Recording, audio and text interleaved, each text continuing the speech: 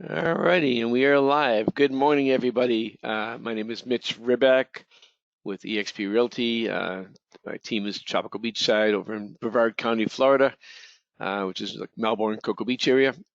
And this class is called Kick It Up a Notch. And so, one of the things that I've learned over all these years of training agents, and I've been coaching agents for about 15 years now, that most agents don't succeed because they don't implement. So today we're going to give you lots of tips on things you can do to grow your business, and they're little things that you can make shifts on. And that's kind of the whole thing when you're doing this business. I find that a lot of people uh, don't really have a plan, don't have an action plan together. So we're going to talk about some of that stuff. We're going to talk about some basic sales. We're going to talk about sales strategy. When I was selling 80 homes a year, I always had a sales strategy because I couldn't sell that many homes if I didn't. We're going to talk about how to generate leads, and then we're going to end with how to convert those leads to sales. So there's a lot of information here. I'm going to try to get it done within an hour. It might run a little bit over because this is a lot of stuff on this. So let's get right into it. And by the way, if you have any questions, there's a questions box there. Just feel free to write anything you would like in there for a question, and I may or may not answer it. Depends on my mood. No, I'm kidding. So anyways, here we go.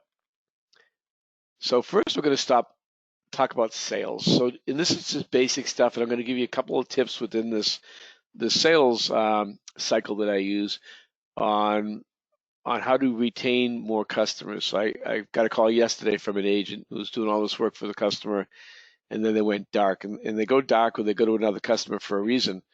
And we want to identify those reasons. So we're going to talk a little bit about that. First thing you have to do is listen. Now, for those of you that know me, I know there's a lot of people on here that don't know me. I am as ADD as you get. I am the person that when you ask me a question, by your third word, I've already given you the answer. So I really struggled with that. So a lot of people, I've gotten really good at it now because I've been practicing this for years, being so ADD.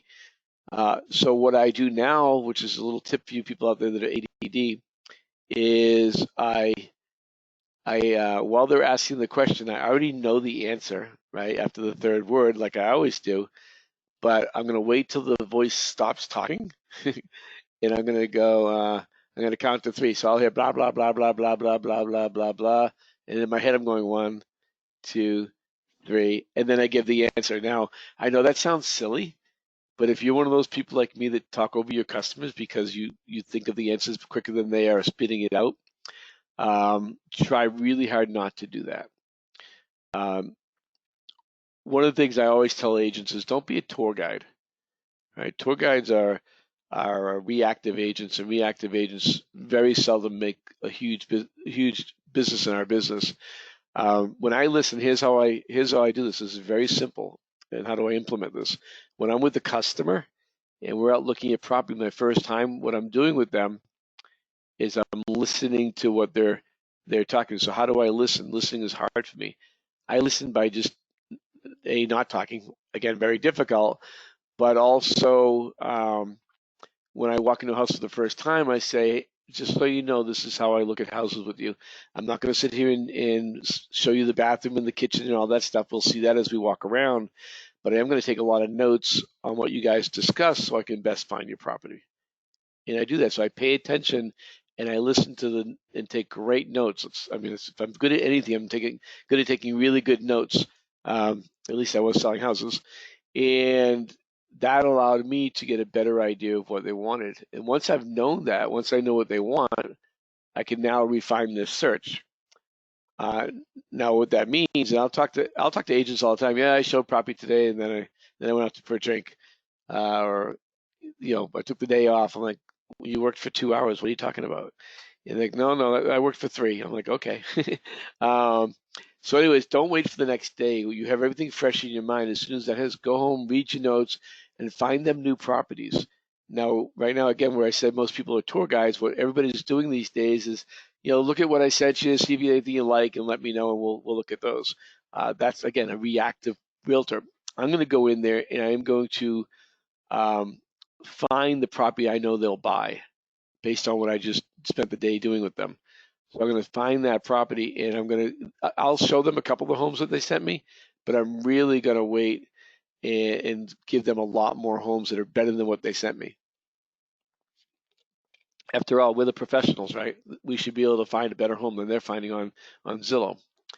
And then I always remember certain things that I like tile shows better than carpet, carpet shows, and wood shows better than tile, right? So, I'm talking about real wood, not laminate wood. Although some of the laminate wood's is pretty cool now, and also that I just saw that what is it, like a linoleum, a vinyl tile, which is kind of cool. But anyway, so that's how I do that. That's how I look for stuff. Okay, and what I'm doing, my goal is just to really find the better um, property than they're going to find me. One of the biggest complaints I hear from realtors, and by the way, you'll hear me pause because of my ADDness. When someone writes something in the question box, I immediately get distracted because that's that's how I work. But anyways, so do your best job finding properties that are better than their properties. All right. And that's really what I do. And then the most important thing when I'm with a customer is I educate them right at the beginning. So you get in my car for the first time as a buyer, and I do the same thing as a seller, by the way, but a little bit different education process, of course. But my line is very simple. I'm going to give you 150% in finding your home. I'm really, really good at it. Now that I'm really, really good at it is so important to this verbiage. I'm going to give you 150% in finding your home, and I'm really, really good at it. Even if you're brand new and you say that, people it'll change the whole dynamic of your relationship. I let people know I am only going to get paid if you buy a house from me. So I'm going to do everything that I can to help you find that home. If you're not happy with me for whatever reason, go ahead and fire me. Uh, are you remotely interested in new construction? So if they say yes to that, then I'm going to take them around and get them registered in all the new construction places. As you know, if you're new, maybe you don't know, if you don't register a customer at a new construction site, then they will not credit you the sale. So if your customer goes in there, even if they say I'm working with Mitch, it doesn't matter. You're not getting credited. FSBOs, if they're interested in seeing FSBOs, I tell them, well, if they see a FSBO, I say, if you see a FSBO while you're driving around, call me with the address. I'll get you in the door. Every FSBO I know or have ever worked with will work with realtors, but they also don't have the tools to sell their house. They never have seller's disclosures and stuff. So I've done really good with that. If you see a listing sign and you want to get into the house, do not call the listing agent. They represent the seller, not you. Let me, call me up and I'll get us in the house. If for some reason I am not available, I work with a lot of realtors. I can always get somebody to open the door for you. Opening the door is the easiest part of what we do. Negotiating the contracts and repairs is most important than the contract to close. And then I give them a bunch of cards and I say, look, you're going to go into open houses. I'm not going to be with you 24 hours a day. If you go to an open house, the first thing I want you to do is give me a business card. Do not register for anything. Give me a business card and tell me you're working with Mitch. That's simple, right? Most people lose their business because they do not educate the customers. I lost a few people at the beginning. That's why I started doing this. Everything that I do, I got zero training when I started in real estate. Everything I do and teach is based on the stuff I had to develop for me to be successful. And I was very, very successful selling houses.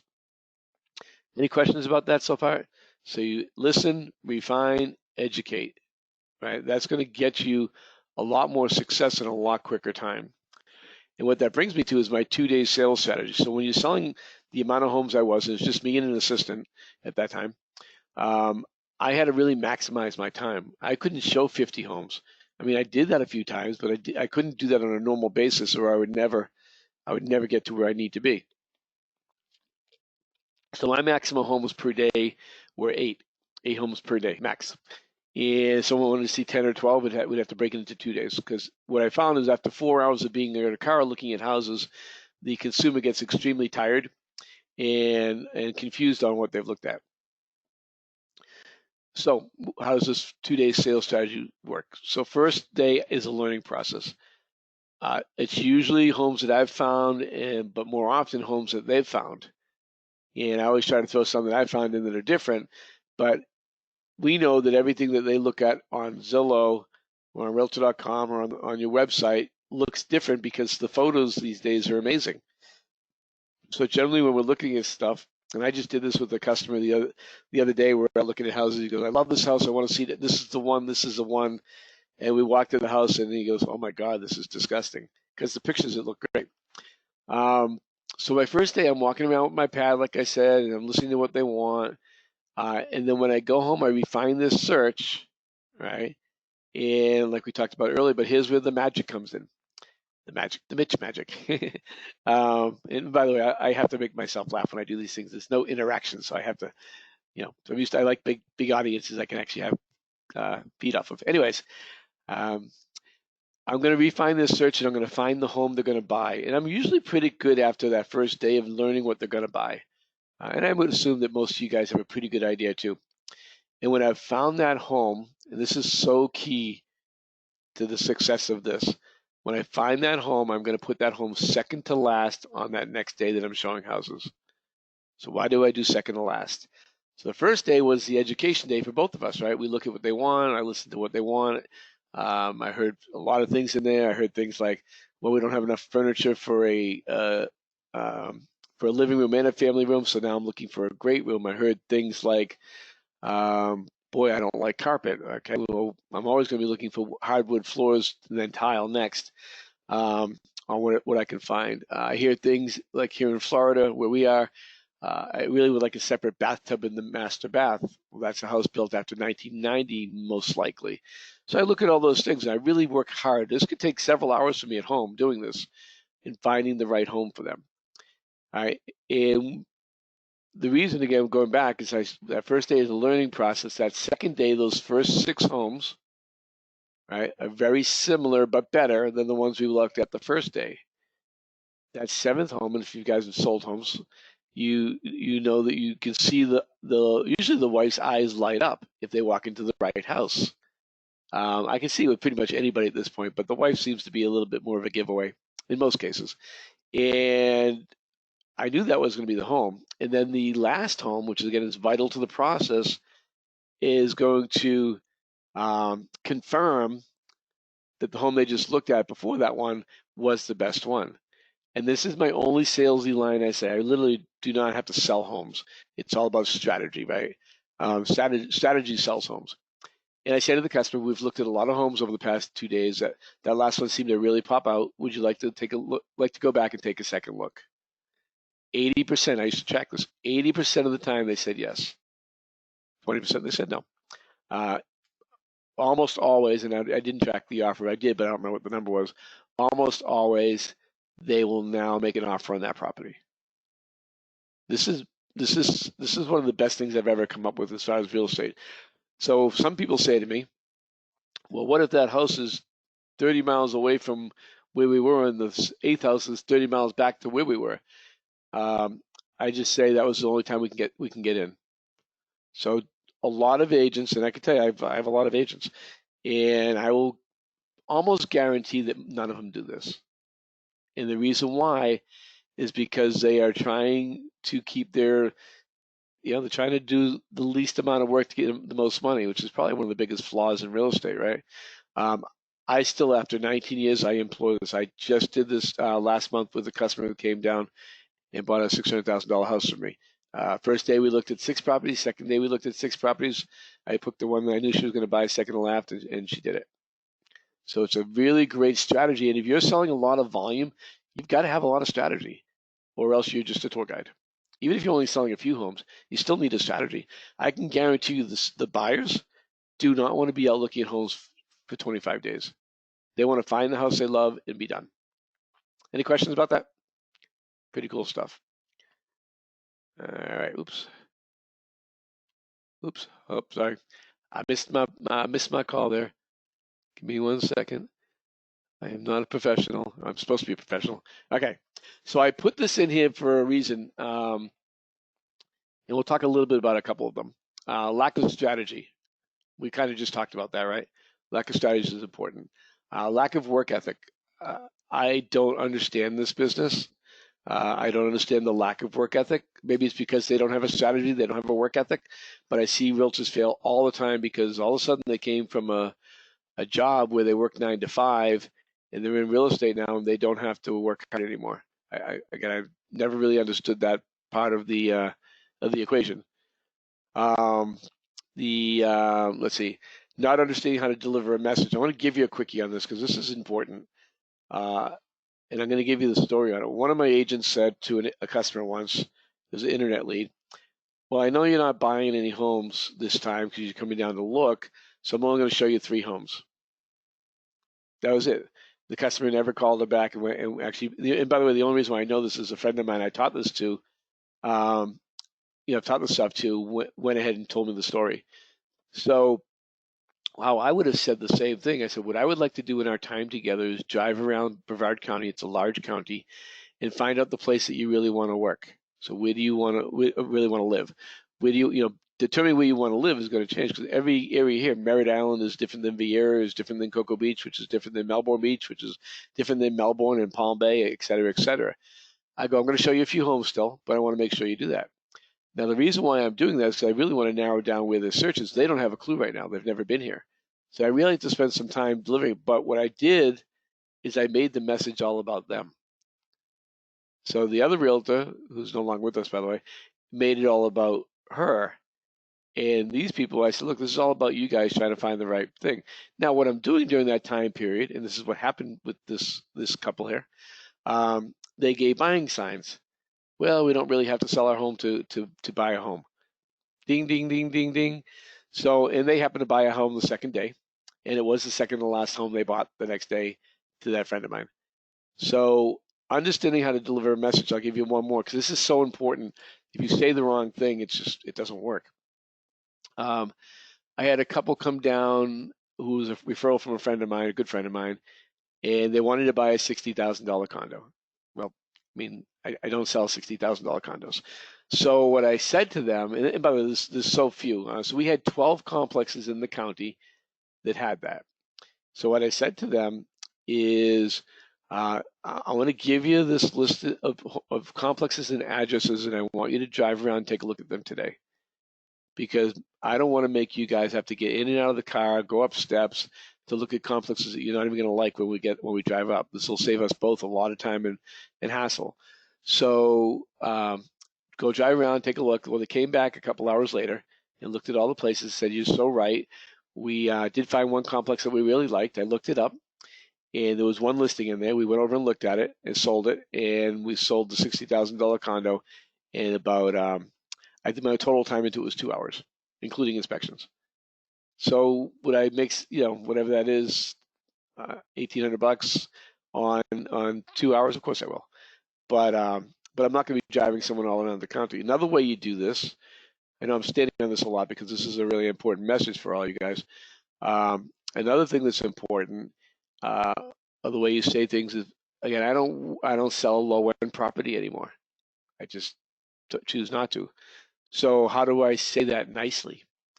And so I'd say that to someone.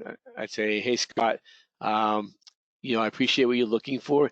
It is not my specialty. I don't deal in those type of properties. They need more different types of financing. They need different types of repairs, and I don't do that, and I don't want to mislead you, and I can help you with that. So let me turn you on to one of my agents that actually works in more investment or lower price properties. So who did I make that about? I made that all about the customer, right? Okay. Don't do that. Do that. Don't just say I don't work in low end property, because you don't know who they know. One person I did this to once, and I did show them a couple of properties first, but they liked me so much they turned me on to their uncle who bought $1 million house for me in Cocoa Beach. Lack of preparation. I cannot tell you how many times agents have run into our office here, and I gotta make some copies, or because I'm going to an open house in 15 minutes, or I've got to go on a listing appointment. I need to print out some comps. Be prepared. Unprofessional. If you know me, if you know me as a person outside of real estate, I'm a goof. I'm not very professional, and I'm definitely not politically correct. But when I'm with customers, I'm the ultimate professional. I wear suits every day. At least when I first meet somebody, I wear suits to work every day. When I walk into a real estate event, I'm in a suit.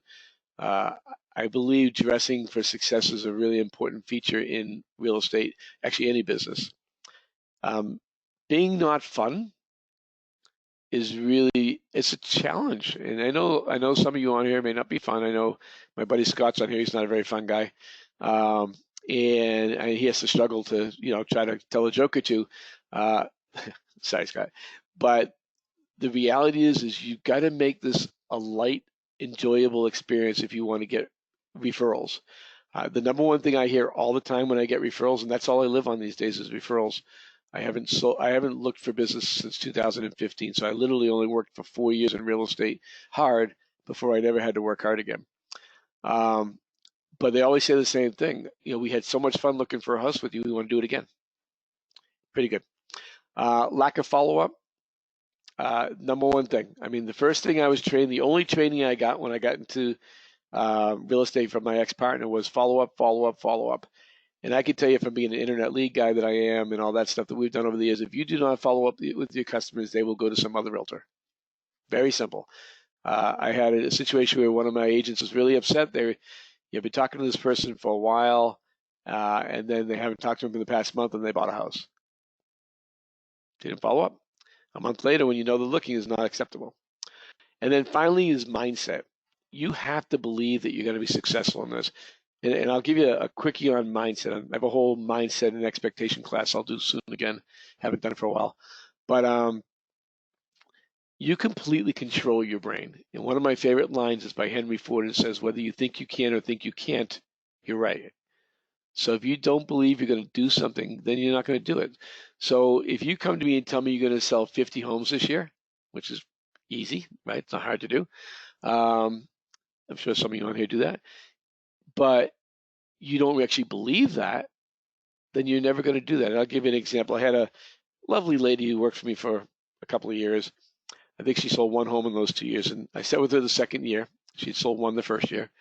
And I said, I always say to my agents about goals and what they want to do for the following year.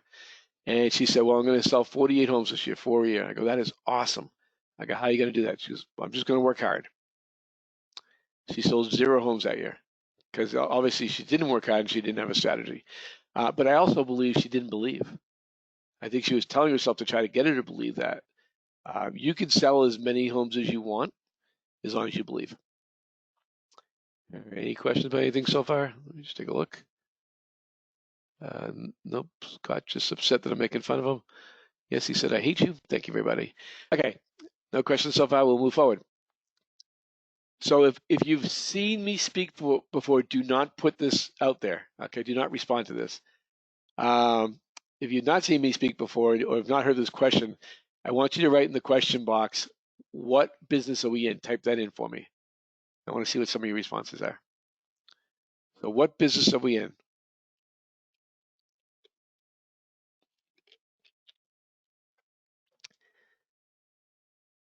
All right, relationship business, happiness business. I like that, Marilyn. That's really good. What business are we in? Question mark. Yep. What business? Customer service, relationships. One person has it right. I'm not going to say what it is yet. All right, those are enough. All right, great job, Sherry. Generally, I don't get anybody who gets it right, so you did an awesome job there. We are in the lead generation business. That's simple. Lead generation business. You have to put your mindset that you're in the lead generation business, or you're running ragged. You're running without a goal, right? So what I want to do on this next several slides is I want to sit down and go over different ways of generating leads. Many of these I've done myself personally, some I haven't, but their friends of mine have done them. And some of these will generate 30, 40 sales a year. Some of these will generate 2 sales a year. I personally always had 4 different lead generation things going at the same time. Okay, so let's get through this. How are we doing on time? Oh, we're way ahead. If you know me, I preach open houses. Now, I'm not going to do a class on open houses here. That's a whole other class. If you go to my YouTube channel, which is just my name, Mitch Riback, I have a class called Master Open Houses. I will tell you, I sold 36 homes my first 12 months in the business. 28 were from open houses. I listened to everybody tell me not to do open houses because they don't work. And I figured they didn't work because they didn't know what they were doing. And I had no clue what I was doing. And it took me about maybe 2 to 3 months to figure out a system. and I sold 28 my first year. I never sold less than 24 homes from open houses, but I follow a very exact system. And again, it's a half hour, 45-minute class, so I can't teach it here. But check out my YouTube channel, and I'll be doing, and I'll get it out to you guys. I'll be doing a class on that probably in the next couple weeks. Open houses rock. And it's all about lead gen. One of my agents used to get about 6 to 8 sales a year just going to garage sales and estate sales. Right? A lot of those people are cleaning their houses out because they're selling their homes. And by the way, some of these I'll talk a little bit about. Some of these I'm going to move on. I'm not going to talk much. Move-in parties I love. I did these for a while. I love them. So a move-in party is you have a customer moving into a neighborhood, and you send a postcard out to everybody in the neighborhood saying, "Let's welcome the Joneses to Rolling Springs neighborhood." And that just sounded nice, Rolling Springs.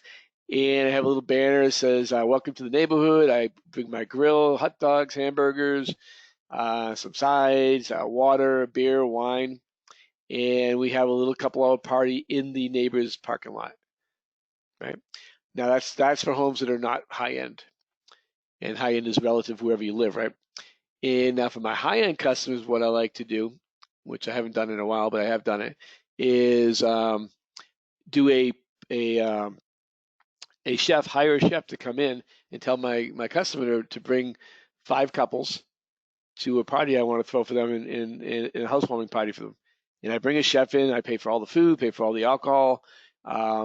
And the last time I did it, the customer bought a $2 million house. I made about $50,000.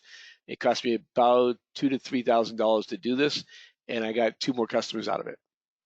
So great things to do. I always got people asking me, because the nice thing about when you do these parties, especially if you do them right after the sale, you're still the star. People say, "Oh yeah, Mitch was great." The owners are saying how much you helped them, right? They still like you. The house hasn't started falling apart yet, so they still like you. Sponsor sports clubs. So the way I sponsor sports clubs might be different than a lot of people, but I'll give you an example. Now, it didn't work the way I like it to work normally this year, but I'll tell you what I do. So my grandson plays baseball, so I bought the center field banner. I bought the back of all the I did all the back of all of the T-shirts, or the baseball shirts. So EXP Realty was the back, and then every time I go to a practice or a game, I wear my EXP Realty shirts. So from this very shortened season we just had, because of COVID, I have 2 buyers that I'm working for right now because of that. They kind of put the connection together. So I mean, and I've always been the guy that I sponsor anybody anyways, just because that's who I am. I was known as the $100 guy when I was selling houses a lot, full time. I mean, I still sell 30 plus homes a year, but when I was selling full time, I did.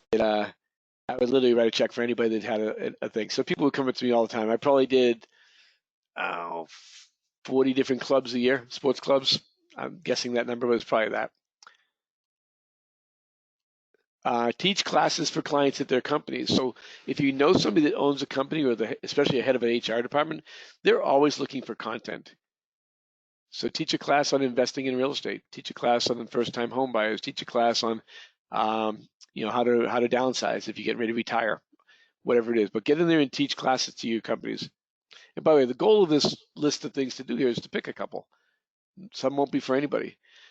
Farming. I'm going to give you a little bit on farming. This won't take very long, but I think the art of farming has kind of gone away for most people, or the inconsistency of farming has gone away, or the consistency of farming, by the way. And by the way, just on a side note, whatever you're doing for marketing is all about consistency.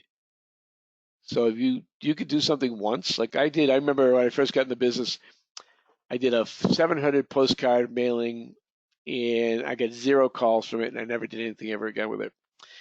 And that stopped when I met this guy, Jack. This is it. So now we're talking about 2003. So I've been in the business for a couple of years. And one of my customers was buying a house sight on the scene. So he said, "I just got to have our neighborhood realtor sell my house. They're selling really quick."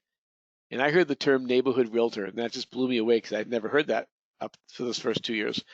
So I said, "Can I have your neighborhood realtor's name and phone number?" So he gave it to me. His name was Jack. So I called Jack and I say, "Jack, I have a friend of mine who's going to call you to list his house." And I gave him his name. I go, "But I do not want a referral fee." He's like, "Well, I don't get it. What do you want?" I go, I want you to tell me how you became the neighborhood realtor. He started laughing. And we had a great conversation for about 20 minutes. And I'm not going to do 20 minutes here, but what he did, he took a 1,000 home neighborhood. He made sure there was an 8% or better turnover rate, which is important. You have to have an 8% or better turnover rate in a neighborhood if you're going to do this. And he did a mailing for the first 8 weeks, every single week, and then every other week after. And by the way, when I talked to him, it was the end of the second year of doing this. So he's literally his last 12 months, 2 complete years. So he does that. So he does his mailing. The place has a clubhouse. So every quarter he does some sort of class there.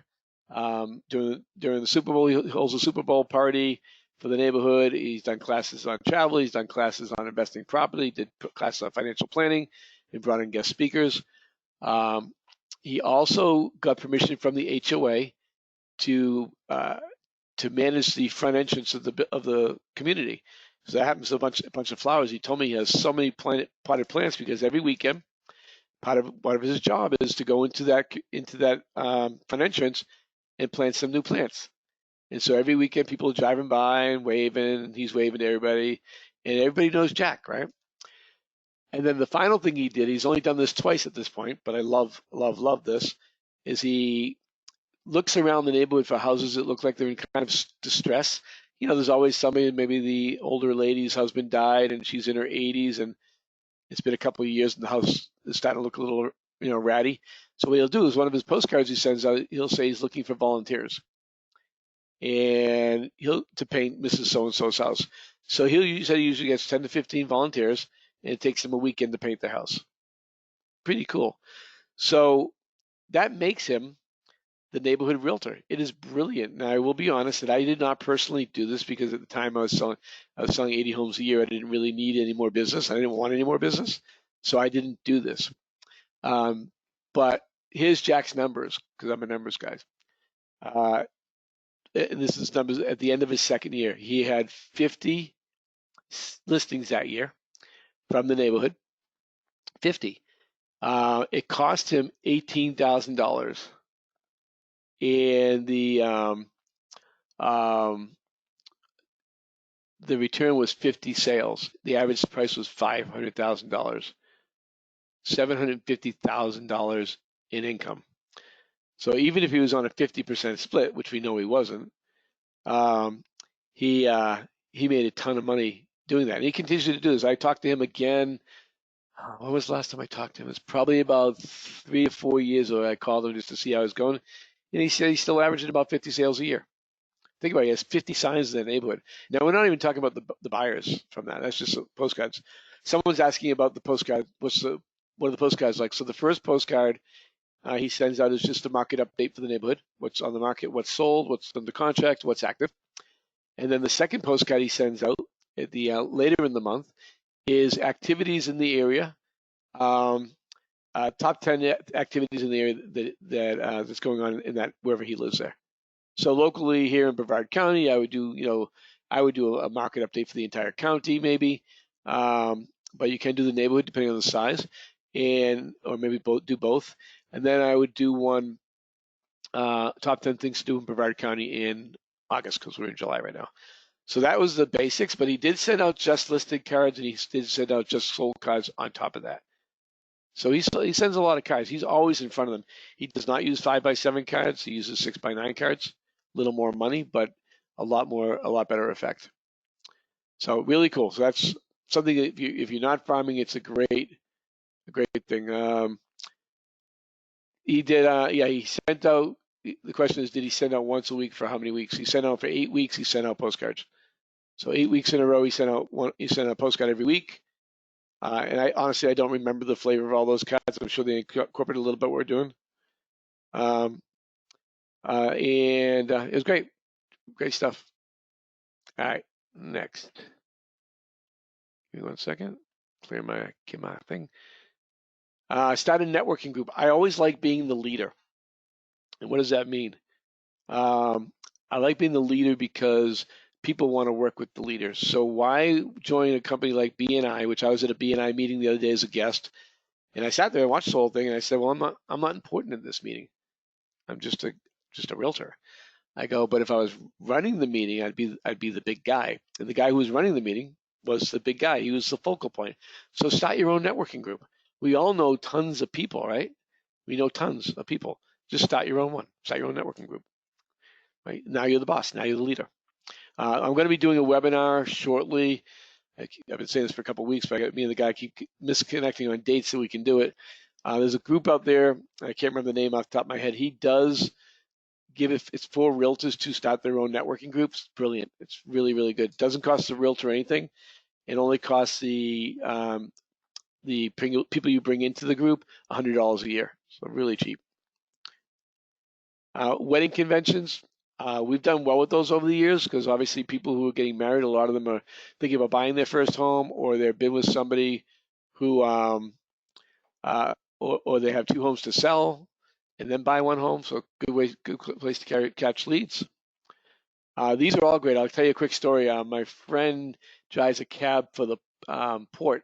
Cape Canaveral Port's one of the biggest ports in the country, and obviously not doing anything right now.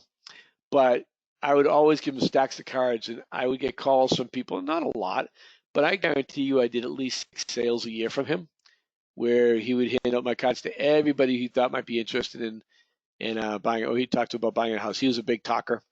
Oh, you interested in real estate here? Oh, yeah, we actually are. Oh, you got to talk to my buddy Mitch. He's great. He's the best realtor in town. So Uber, Lyft, taxi, anybody who knows those things, you should give them cards. Hotels. So one of my favorite things about hotels, and I've done this a couple of times, but I honestly haven't done it a lot just because I just don't need to anymore. Um, Hotels are a great place to do staycations. So I'll use Cocoa Beach here. People come to Cocoa Beach all the time, right? And they stay at the Cocoa Beach Hilton or one of our nice hotels down there. Why not do a staycation? You get to write the trip off because you're working.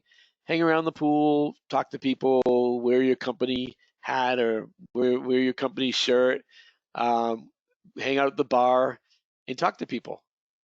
Right? What a great way to have a nice weekend with your husband or your wife or your kids, and still work and generate business. I love that. That's great. Financial planners, obviously, some of these are really easy. Financial planners know people that are thinking about buying or selling. Talk to them. CPAs, exact same thing. Commercial agents. One thing I know about commercial agents, at least the ones that I do know, um, they hate residential selling. So if you get hooked up with a commercial agent, um, ask them. You can give them referral fees on all the residential stuff.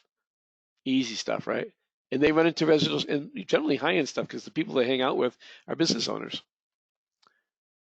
All right. New home builder reps. Remember earlier we talked about um, losing a sale to new construction. I haven't lost very many. One, because I educate people, but two, because I'm really good friends with a lot of the home reps.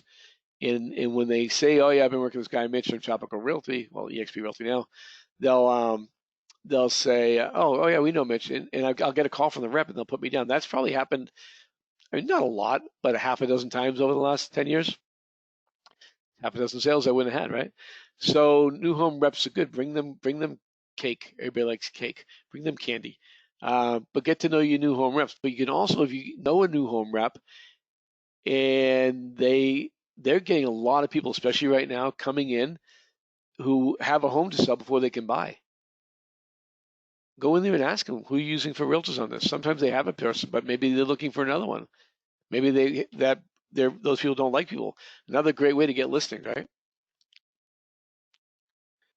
Marriage counselors are great because when people go to marriage counselors, they always end up with divorce attorneys, right? Which are great, and they always end up in divorce court. So if you know any of those people, divorce attorneys, courts, or marriage counselors, those are great places to meet people that are going to have to be selling their homes soon. I know that's mean, but it's true. All right, so here's my, I hate the word pet peeve, but it's the only word I can think of that I can say it. So, and I'll give you a story behind it. We give, as realtors, lenders, titles, insurance companies, all sorts of business all the time, right? I mean, I use literally one lender, right? Maybe two sometimes. So I don't know, specific loans. But I have a rule. If you don't give me at least one deal per year, I'm going to find somebody else. I'll give you the story where that came from. When I first got in the business, excuse me, and I was selling a lot of homes, I used one lender. He's phenomenal, by the way. He's still around, a great guy. Still talk to him, he's a great guy. And I said to him once, I said, not only do I never even get a Christmas card from you or a bottle of wine, now keep in mind he's making at least 100 grand just from me, right? Not only are you not doing that, but you never even offered me a deal. Well, if I offered you a deal, I'd have for other people deals. I go, well, has anybody else asked? He said, no. I go, well, I'm asking. If you want to continue to use me, you have my business, you got to share. You got to give me business. I know people call you all the time. I go, you need to send them to me. 90 days went by, I never used them again. Never used them again. Now the lender I have gives me probably 2 or 3 deals every year, right? So you have control of that. Don't just be giving people business and not ask for something in return. And again, it's up to you, but they run into people like that all the time. For sale by owners, I'm going to spend a couple of seconds on for sale by owners because I like for sale by owners a lot. I only tracked the last 12 of these I did, so I don't have huge numbers on them. I will tell you that 8 out of the 12 that I went to, I listed with. So I'm going to give you really quickly on how I do this. Let me see how we're doing on time. Give me a second. Pull up my clock. Okay, we're good. So I knock on the door. I never call. Because if you call, you're one of those 50 billion people calling that they hate. I knock on the door. I say, hey, my name is Mitch Ribak with eXp Realty. Before you say anything, I am not here to list your house. And they look at you with this completely stupid look because they don't understand what you just said. It's called breaking the pattern. So something I learned from Tony Robbins. It's one of my favorite things to do. So I'm not here to list your house, but I do want to make sure you have the right tools to sell your house. Do you have a seller's disclosure? Not one person, I've done this way more than 12 times, I've probably done it 50. Not one person has ever had a seller's disclosure. They said, no, what's the seller's disclosure? I go, well, that's disclosing everything that you know that's materially wrong with the house. I go, do you know that if you don't disclose that, you're liable for up to 5 years? I mean, if you don't disclose something and the buyer can show that you knew that was there and you didn't tell them, you are liable. And then I pull a generic. It's always generic because you're not allowed to use um, like a Florida state seller's disclosure. But there's a million. If you go online and put in generic Florida seller's disclosure or any state, there's many of them. And I hand him a seller's disclosure, and we just talked for a couple of minutes. And I've never, not once, not been invited in the house. Would you like to come in and take a look? Yeah, and so looking around the house, I look around with it, walk with them, just like I am on a listing appointment. I'll give him tips, many, many tips. And I do say, when you do find a buyer, it's always about him finding a buyer. When you do find a buyer, I'm glad to guide you in the paperwork. I can't do it for you from a liability standpoint, but I can help you with any questions that you might have. And they're always going to ask us because every single one does. So why are you doing this? Why are you giving me this free service? I go, well, the reality is I know at some point you're going to meet somebody that that wants to buy or sell a home, and you'll say, I know this great realtor, Mitch, and hopefully you refer me. So that's why I do this. I do this to help you and hopefully to get some future business because I do work by referral only. So then, and by the way, some of these times I had one girl I was in the house with her. We're actually still really good friends. Anne Marie, I was in the house with her for 3 hours. She was great. We had a ball, and she did send me 2 $850,000 buyers. So one of the things I tell them is I hand them a bunch of cards and say, if they're not represented by a realtor and they're not interested in your house, would you mind giving them my card and tell them that that you're really great, that I'm really great. And so again, some did, some didn't. The last one I remember was that one with Anne Marie. That was the last FISBO I did. And then I go home. First thing I do when I go home is I write a handwritten letter, very important handwritten. It was so great meeting you today. I'm so looking forward to helping you when you find a buyer.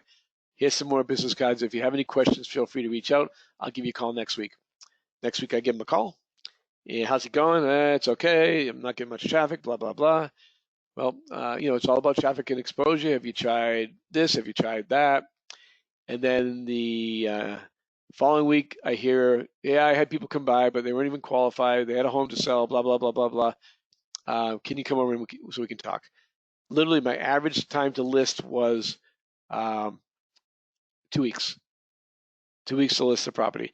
But I never sold him on listing. He asked me. So it's an amazing program. It's great. Take local classes, right? Now, don't take local real estate classes because they're all realtors. Take local classes that are consumers, right? Really easy to do. Play golf. When I first got my license, I didn't play golf. I play now. In fact, as soon as I finish this webinar, I'm going to go hit 200 golf balls. Um, and so when I didn't, but I knew golf was something I wanted to play. I'm an athlete, and so I went to the local golf course and I said, I heard you were looking for a ranger because I heard that from somebody. And so ranger is a great job at a golf course, but the best job of when you're a ranger is you get to play golf for free. So I literally play golf every single day, 6 to 7 days a week, every morning at 7 o'clock. Which, by the way, I still have that tee time 19 years later. And they would hook me up with a guy by himself or two people or whatever. And now I'm with that person for hours, right? And I took 5 lessons, so I became a pretty good golfer. I got to be a 9 handicap, which is a decent golfer. But more importantly, today, still 19 years later, I still get sales every year from my connections at the golf course. They all know I'm still there every year, but it's a great social event that you can take a customer out. When I was with customers that golfed, we always went golfing. And we went golfing because no matter what, that 3 or 4 hour time period, I'm not the realtor anymore. I'm their friend. And when you create a customer into a friend, which by the way, almost all my friends here, because I didn't know anybody when I got into real estate, I had zero connections. When everybody that sold houses is my friends now. I mean, the people I hang out with, go out with, are all sold houses at some point. Door knocking. Door knocking is an awesome way to get business. I personally have never done it. It's just not something I'm excited about. I have lots of friends that do well. The one thing I do teach on it, there's 2 ways of doing it. That if I was going to do it, I would do. One is walk around with a piece of paper instead of doing a postcard to a neighborhood, knock the doors and give them the same information. I just want to keep you up to date what's going on your neighborhood here, and give them a sheet with all the stuff. If you're ever interested in selling, let me know. Obviously, we get more of a conversation than that. The other way is if a house goes under contract in that neighborhood, it does not have to be your listing. Walk around the neighborhood and say, I don't know if you noticed that 555 Main Street just went under contract, and we have a lot of buyers right now for this neighborhood. Are you remotely interested in selling? Very simple, right? So do it with a purpose. Don't walk up. I had a kid knock up to my door not too long ago, and I give him credit just for doing it. And he didn't recognize me, which is really good because he was a new agent. And he's like, yeah, my name is Bill. I don't know what his name was, and I just want to know I'm a local realtor here, and I do really well, and I'd really like to sell your house if you know you or one of your neighbors looking to sell. That was it. But he didn't give me anything. There was no anything. Didn't excite me. Meetup.com is another great way. When I got my license, not only did I play golf, I joined a baseball team, I joined a bowling league, and I joined a ping pong league. I met and sold people from all those places. So the cool thing about meetup groups is it's a non-confrontational type of thing, right? You're just going out there hanging out. If you're going kayaking or you're going water skiing in a group or snow skiing group, but if you go to meetup.com, you can find virtually any group of things. Oops. Hold on, sorry. Okay, this is one of my favorites here. We'll talk on this for a few seconds. So a friend of mine's agent does 30 transactions a year doing what I'm going to tell you right now. This is the easiest lead gen out of everything that I teach. So he goes every morning to Starbucks from 8 in the morning to 11 in the morning. He is religious. He goes religious at doing this. He goes there every single day. He does not miss a day. Because remember earlier, marketing equals consistency, which equals sales. And he goes in there on the back of his laptop. It says, real estate question, ask me. Simple, right? And he positions himself so anybody standing in the line will see there. And all he does during that time period, he updates himself on what's going on in the market. He does some social media stuff. He has a stack of listings next to him that have no meaning at all. And he did tell me it took about 2 months to get rolling. And now he's selling, this is, I think, his second or third year now, I forget, that he's doing 30 transactions a year just sitting at Starbucks. So some people say, well, what if somebody wants to look at property at 9 o'clock in the morning? If you're not strong enough to say, look, I'm booked at 9, I can do it at 11:30, it's easy, right? You've got to be able to move them over. You got to take care of you. You got to be the control of the transaction, not the person that just gets whipped every day. So anyways, I love Starbucks. It's a great idea, great way of doing business. If you are single, Singles organizations are great, right? More people. As long as you're meeting people, that's all that really matters here. Poker and bunco parties, right? Invite your neighbors to poker and bunco parties. Give back to charities, volunteer. I will say at one point in 2004, I was on 6 different charity boards. I didn't do that for money. I did that because that's my nature. I always have given back to other people. But the result was that it increased um, my price per sale on my homes because I was now hanging around with a different group of people. Right? Good way to get back and do stuff. Holiday celebrations, grab a booth, signage, things like that. Those all work. Um, a country club, a yacht club. This kind of goes back to my golf thing. I'll give you a quick story. When I was younger, I was the first online dating service, but before that, I was a regular dating service before I switched it to online. And people would come to my office all the time. Well, I'm meeting people, but I'm meeting the wrong people. I go, well, you meet them. They go, well, I'm meeting them at the bar and stuff like that. I go, great. I go, where do you think people who have money hang out? I don't know. Well, they're at charity events, they're at the country club, they're at the yacht club. So it's the same with real estate. And by the way, dating and real estate is the exact same thing, right? When I owned the dating service, it was about matching men and women. When I owned the real estate company, it's about matching buyers and sellers. Same business. I guess that's why I've done so well at it. But anyways, if I was selling right now, I would be a member of every country club and yacht club in the area. Is it cheap? No. But you would get one sale a year from it to cover all your costs. This is I have a guy I know here locally. That's all he does. He's a member of the yacht club, and he's there every day having a drink at the bar, hanging out with the peeps. And he does ridiculous amounts of volume. I want to say 20 plus million, and all he does is go to the yacht club and get referrals from there. Very, very easy to do that. HOA Association, again, being the president of the HOA. I know some people don't like that, but it's a good way to know everybody in the neighborhood, right? Seminars. I've taught home buying seminars. I've bought first-time home buyers seminars. I've taught investment seminars. All of them have produced sales. I've never gotten less than 2 sales from a seminar. Local schools. If you have kids, go volunteer at the local school. Right? The more you volunteer at the local school, the better off you'll do. Again, if you're able to wear it there, wear one of your business shirts. Internet leads. I'm not going to talk too much on internet leads because, frankly, after teaching internet leads the last 15 years and doing them for almost 20 years now, I just know that most people won't do them correctly. We're going to talk about that in a second, how to convert. I'm going to give you the hierarchy of leads, and this is my opinion. Some of it's factual, a lot of it's factual. So the worst lead you can get, and we'll just talk about internet, are Facebook leads. From my experience of owning a lead conversion company for 3 years, the conversion rates that run about 0.25%. So basically 1 out of 300 leads becomes a sale. And that's an average. I mean, there's some people that do much better at it, obviously, and there's some that do a lot worse.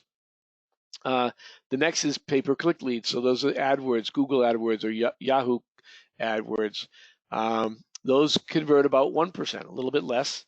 If you're really good at it, and we were when we had Tropical Realty, we would convert at 6% of that.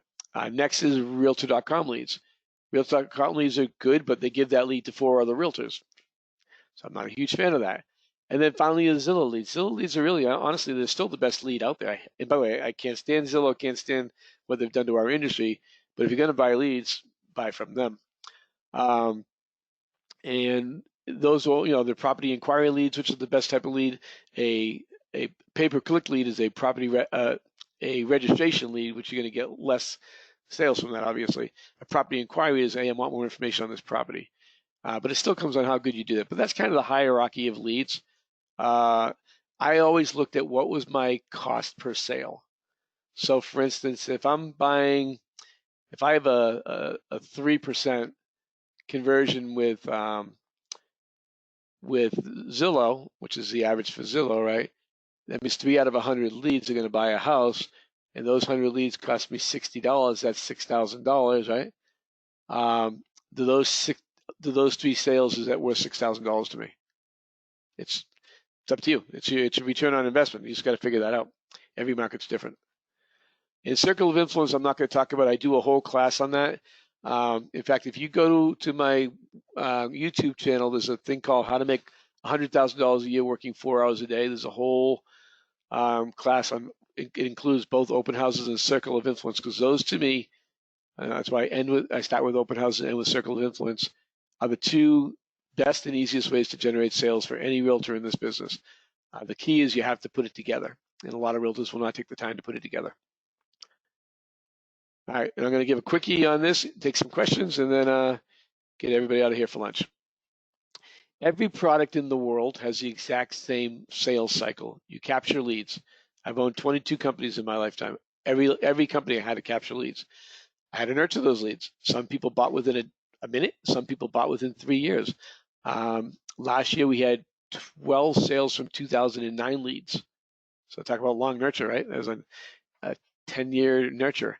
Once you close them, now you got to create a follow-up program. Right? So that's every single product in the world. So the first thing you have to do is figure out their buying and selling time frame. So obviously this is after you've called the person, okay? What's their buying and selling time frame? Every single lead, and by the way, if you go back onto my YouTube channel, I have several webinars on lead conversion, so you can watch those.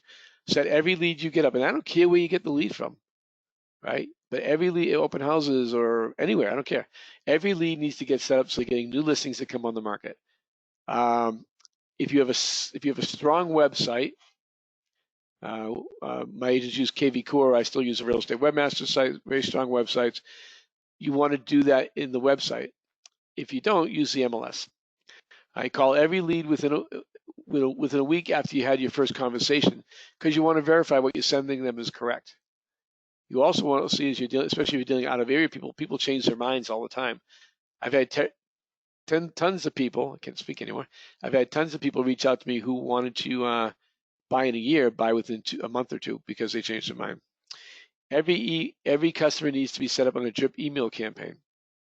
They do not have to be elaborate. So if you're sending listing updates, you don't have to be elaborate. And really, one quick thing on listing updates again, make the searches broad. Unless they're buying within 60 days, those could be pretty finite. But if they're not buying for 60 days, make them broad so you have at least 25 to 35 listings that match that.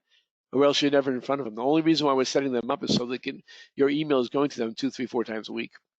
So your email drip campaign, the most important drip that we did, I developed it back when I first started doing internet stuff back in 2002. It was just checking in, making sure you're getting my listings that I'm sending. Remember, I can sell you any homes in Brevard County. That's it. That today still gives me my most bang for my buck. It's still our best drip mailer that goes out every 6 weeks to all of our leads. And then depending on their buying and selling time frame, that'll give you your set of callback. For instance, if someone's buying after a year or more, I'm not going to call them every week. I'm going to call them every couple of months. Someone's buying in a month, I'm going to call them every week or more, whatever is needed. So you do it based on that. And that's it. That's what I got for you today. Any questions about any of this stuff?